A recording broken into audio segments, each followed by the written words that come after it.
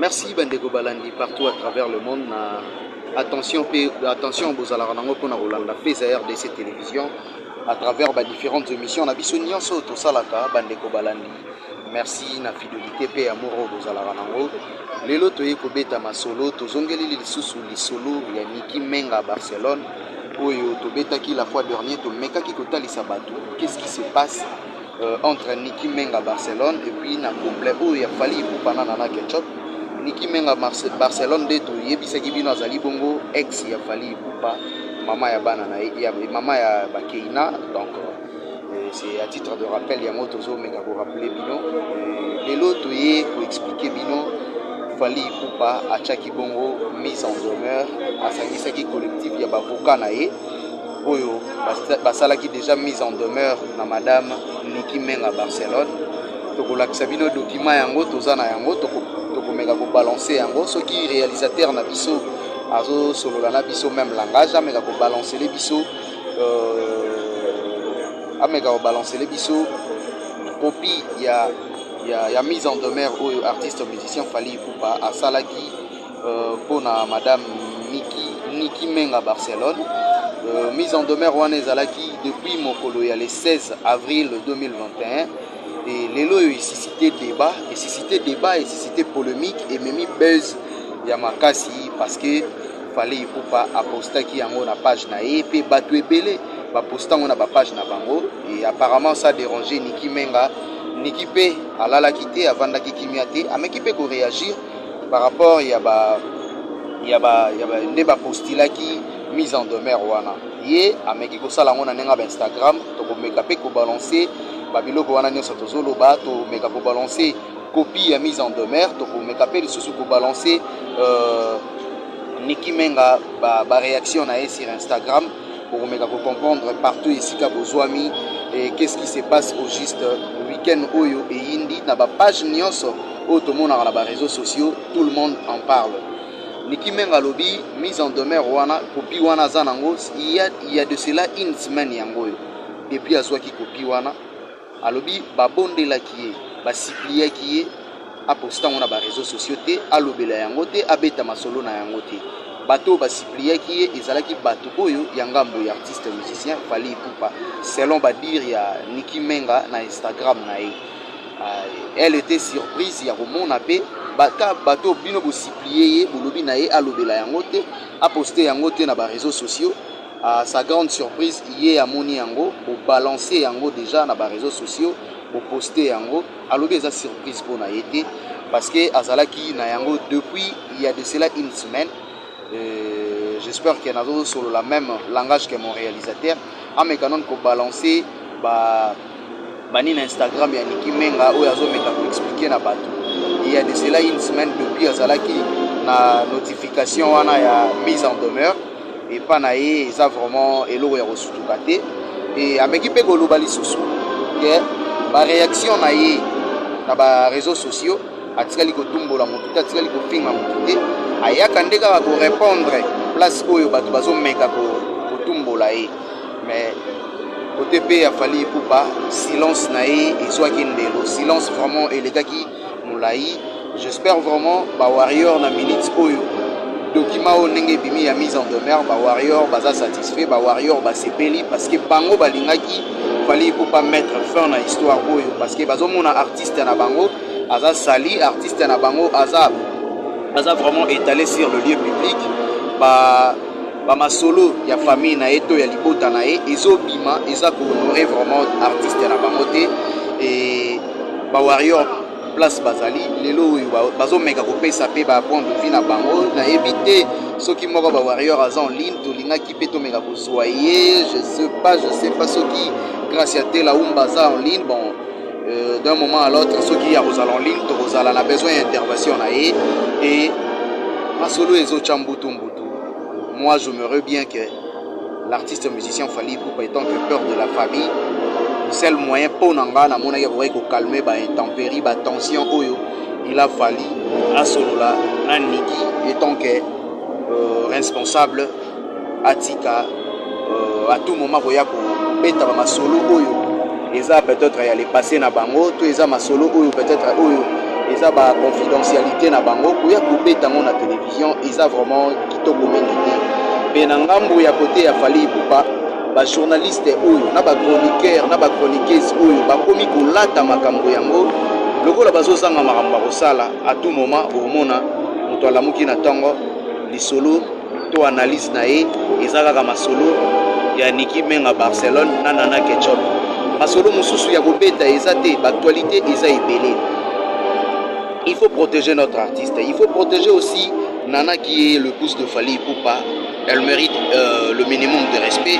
L'équipe Awaza ex Nayazo mérite minimum de respect. Ngana Bobenga na tous les deux partis. Ba meka vraiment ko tala comment bazo salir peut-être banana bango. Babiloko tozo tchar na ba réseaux sociaux éthique alaka il y a des blogs éthique à des années vraiment ils ont honoré et si il y a traiter makambo ils ont ba réseaux sociaux. S'il y a certaines choses qui ne marchent pas, Niki Barcelone, tu es une grande dame, tu as de la maturité, tu sais comment pour régulariser, bien pour régler, va faire entre eux, na ex mobile na yo Fally Ipupa et ça na place publique tende pour régler makamboana.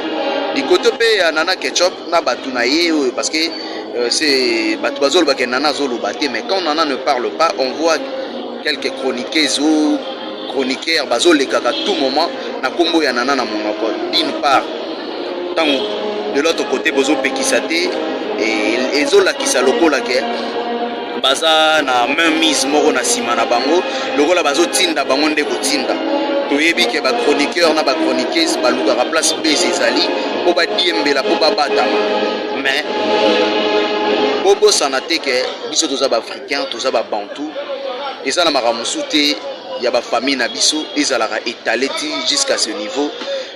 Moi j'aimerais que tout me quand même sous pour réfléchir autrement. Tout le monde a ba ivoirien, ba sénégalais, ba communauté africaine nyonso même ba européen, bazo sale la ba réseaux sociaux, bazo sale la ba YouTube, bazo sale la ba Facebook. Mais comment expliquer mamarambo ya ba artiste na ba marambo eza ba vie privée na bango. To koma ba koma na ngoti na niveau te. Hein? To mekape kotala eza na makambo ebele otoki kolobela ba point positif ba point fort ya ba artiste na biso. Ce n'est pas vraiment malamu omeka koya kobeta ka vie privée ya artiste tongo midi pourquoi ba mama engalisa oyo boza wana kaka pona soki bomoni eloko moko bobuaki mbangu na ba réseaux sociaux na ba papa engalisa toza na besoin makambo wana te. Fally aza na droit ya respect, aza père de famille, aza na bato oyo balingaka ye, aza na bato oyo balingaka savoir faire na ye. Toza na besoin te tout monaka makambo na ye ezalaka étalé à tout moment na ba télévision. Na kosenga na madame Niki par rapport ya ba publication na yo sali na Instagram. Tu l'as bien dit que yo yaka te po finga ou bien on loba. Oyaka nde ko répondre na batako batu basalaka yo. Peut-être à répondre à propre mot, mais je résumé ce que tu as dit. Et ça c'est important de répondre. Et ça c'est important parce que ceux qui ont répondre, ils ont payé sa bateau, ils ont chabino na confusion matière. Totika vraiment pour ça la maramboana. Bateau bazo peli sa moto, bateau bazanga marambo sala à tout moment pour na bango ezalaka moto epela.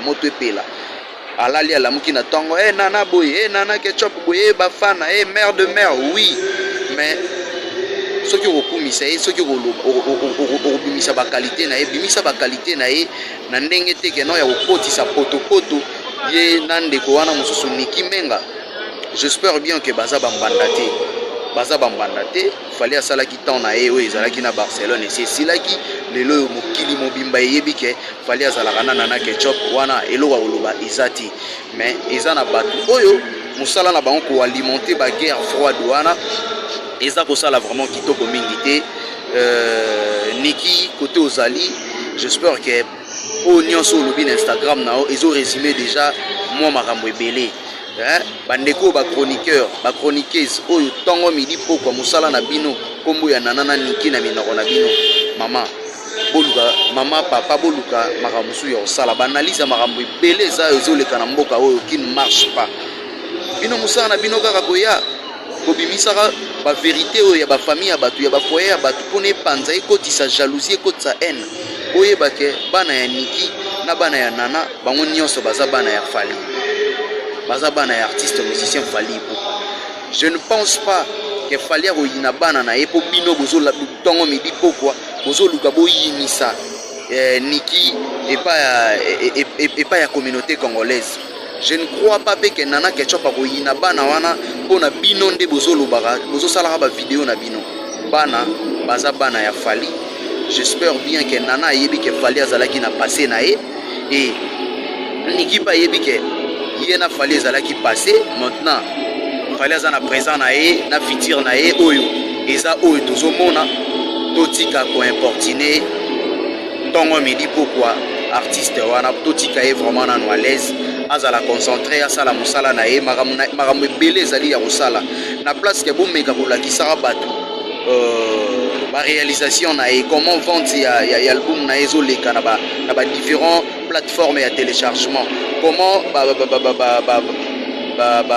warrior na e bazo chaye coup de pouce comment artiste azo multiplier effort ya komeka kosala promotion ya album na e mambo ezebele ba matière ezebele Fally ye moko azana na matière oluka bo exploiter na ndenge mususu ke boke oluka bo exploiter na ndenge ya kochaka basongi kopelisa ba moto oyo tozana mo besoin te. En tout cas communauté congolaise, communauté africaine et puis européenne bato nyonso balingaka artiste musicien Fally Ipupa.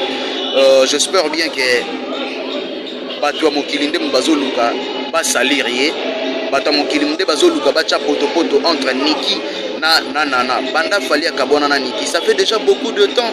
Est-ce que ça va likambo tozongaka wana en tout cas eza bato nde bazopelisa moto bato baopelisa moto wana. Moi je crois bien oza mikolo boyebake makambo osala ezokohonore vraiment binote ezosala pena kitoko te.